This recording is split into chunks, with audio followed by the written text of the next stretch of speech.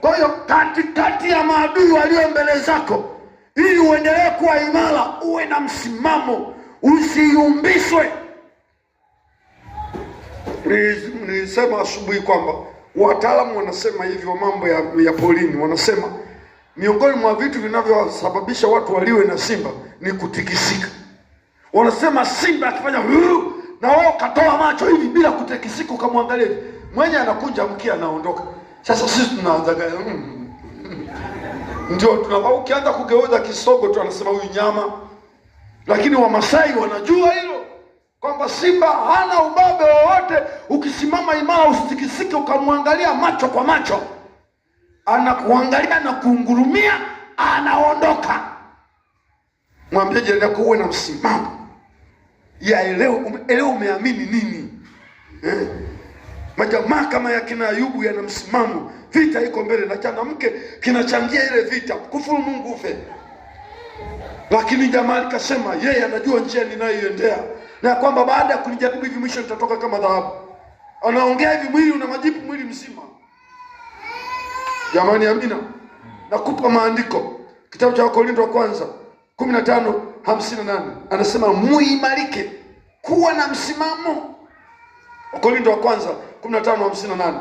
Lakini hata hiyo tuliyosoma Efeso sura ya 6 mstari wa 14 anazungumza simameni. Kwa hiyo msimamo ni kitu usioyumbishwa, ni kitu cha kwanza. Jambo la pili, zuia maadui wasikujue undani wako. Usimpe nafasi adui akajua undani wako, akajua wewe ni wa kulialia, akajua wewe ni wa kuogopa. Jikakamue.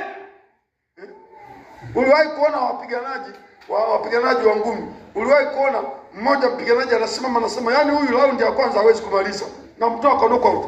Alafu na wapili anasema yani kama alivyosema wewe, mimi kwa kweli kesho mje tu mnavyoshuhudia damu inavyotoka puani, wao wanaitaka mfulamla. Mje muangalie tu mfulamla unavyotoka, kwa sababu jamaa limetisha. Na yeye anasema yani huyu mbebe mmoja ndaye machela tu. Sasa wewe anakushinda hata mandonga.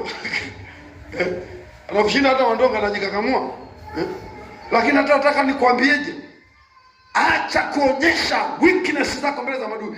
Kuna mabondia wengine wao wanajua huyu anachokisema ni kweli, kesho kipigo ni nacho. Wakipima uzito tu pale akicheki, alafu anaangalia mapambano yake mawili matatu, jinsi alivyo na ngumi zake jinsi hivyo nzito, anaona ana knockout 13, ala mshindi wa kawaida moja. Sasa anasema huyu jamaa mara 13 iliwahi kutoa knockout mtu, mimi nafanyaje?